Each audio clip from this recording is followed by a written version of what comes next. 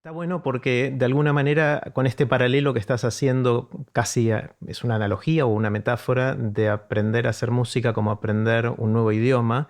Está la etapa de aprender a hablar, después de aprender a escribir y después de decir lo que querés decir a través de ese idioma, ¿no? Hay como varios paralelos que está bueno seguir ahí, ¿no?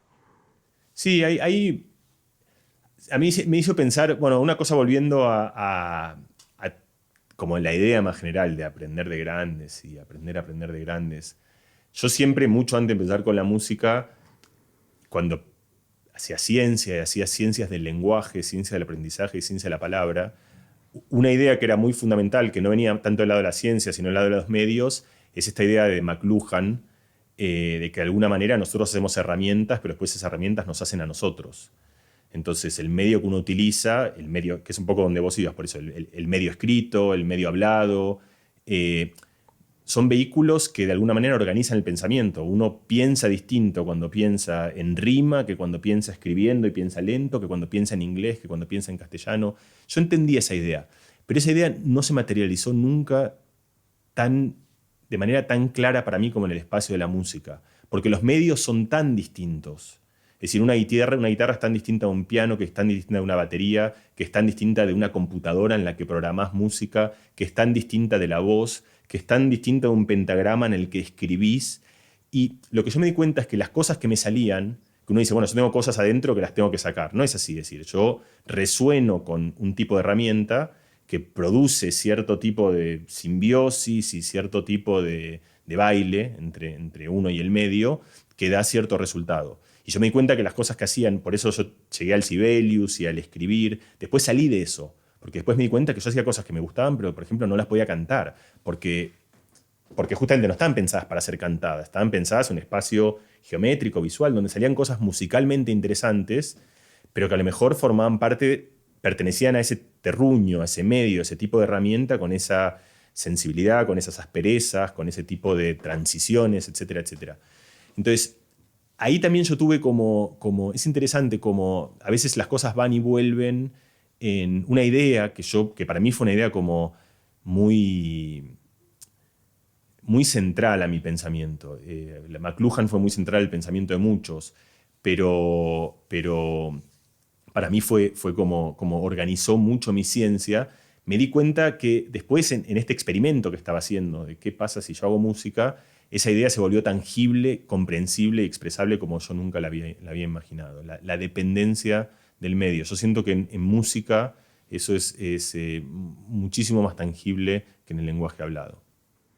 Claro, en el lenguaje hablado lo que se dice normalmente es que dependiendo qué idioma o idiomas hables, pensás distinto. De alguna manera tu idioma estructura tu pensamiento. Acá decís que esto lo lleva mucho más allá, ¿no? O sea, Así es, de es hecho como yo que... contaba, creo que lo hablé con vos, yo tenía un amigo, Albert Costa, que hacía estos dilemas morales en distintos idiomas. Entonces te hacía hacer lógica en inglés o en castellano y él mostraba que era distinto.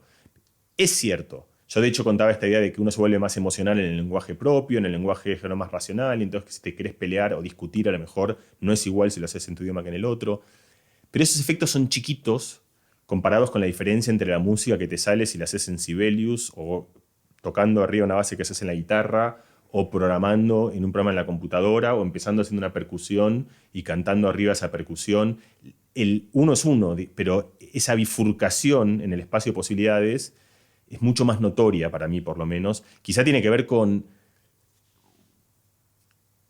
que yo no soy tan fluido en ninguno de estos idiomas. Entonces, a veces la dependencia del medio también tiene que ver con las restricciones propias. Quiero decir, por ejemplo, imagínate que yo tuviese que hablar en décima o en poesía, estaría muy limitado, pero porque yo hablo mal en poesía y en décima. Entonces eso me limitaría mucho. Una persona como nuestro amigo Alexis Díaz Pimienta o cualquier persona de los que hacen freestyle y que pueden improvisar con enorme facilidad en poesía, eh, seguramente están mucho menos limitados. Entonces, yo creo que probablemente hay algo que es propio de la música, donde los medios son realmente, porque los lenguajes en última instancia se parecen mucho más articularmente, es decir, el tipo de, la relación del cuerpo con el lenguaje es más o menos lo mismo. Hables inglés, hables castellano, cambia un poco el acceso a las palabras, a qué palabras, la historia con el lenguaje, pero la manera que vos articulás con un medio musical a veces es con las manos, a veces es con la boca, a veces es con los dedos en cámara lenta, a veces...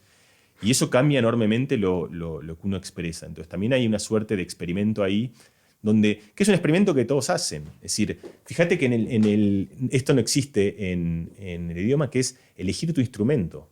Es decir, la gente en música, muchos terminan haciendo muchos instrumentos, pero la primera decisión antes de empezar a hacer música es en un espacio muy grande, cuál es el canal en el que yo me quiero comunicar. Y esa elección tiene que ver con un montón de cosas. Tiene que ver con que te gusta la sonoridad de ese instrumento, con que te imaginás bien. No sé, a mí me gustó el contrabajo, pum, pum, me lo imagino grande. Y a otros les gustan los instrumentos de viento. El piano tiene una cosa donde te sentás y que a lo mejor para gente como también que es... Entonces, eso no existe en el lenguaje hablado, el elegir el instrumento. Uno puede elegir formas de hablar, uno elige dialectos, uno elige ciertas acentuaciones, a veces implícita o explícitamente. Pero en la música hay una declaración muy fuerte hasta que después uno se libera de eso y hay muchos músicos, la mayoría de hecho, que tocan muchos instrumentos y que tienen muchas vías expresivas. Pero para mí esto fue como una especie, diría, yo sentí que terminé de entender esta idea. Es decir, de hecho, aprovecho para contar, McLuhan tiene este pasaje que a mí me parece una genialidad en Annie Hall, la película de Woody Allen. Woody Allen está en la cola de un cine y hay una persona atrás hablando como muy cancheramente de McLuhan. Y Woody Allen, que está adelante, empieza, no quiero escuchar más hablar de esto, las atrocidades que dice, y entonces en un momento se da vuelta y le dice, señor, lo que usted está haciendo está mal. El otro le dice, yo soy profesor de Columbia, doy clase de medios, no sé qué. Y Woody Allen le dice, discúlpeme, no aguanto más, lo voy a traer a McLuhan. Entonces se va y lo saca del cartel y lo trae a McLuhan mismo. Y McLuhan le dice, señor, lo que usted dice está todo mal. Y Woody Allen dice, si el mundo fuese así de fácil, sería extraordinario, ¿no? Ahora que estamos como con toda esta idea de lo que es cierto y lo que no es cierto, esta posibilidad de decir, bueno, McLuhan, vení. Para mí es importante porque para mí cuál es la idea detrás de esto y a dónde yo quiero ir, que en última instancia todo el mundo siente que entiende a McLuhan, o sea, y lo cita, no todo el mundo, pero mucha gente, y si no es McLuhan es cualquier otro, o sea, nosotros citamos, y yo creo que el grado de comprensión que uno tiene de las cosas va cambiando, lo entendés un poco, después lo entendés más, después lo entendés mucho más, lo entendés de tu perspectiva. Yo una idea que tenía y que sentía que tenía muy forjada, una experiencia, una tangente a esto de hacer música, de encontrarme con este medio, terminó afianzando esa idea teórica con la que yo venía de una manera que yo nunca antes hubiese imaginado.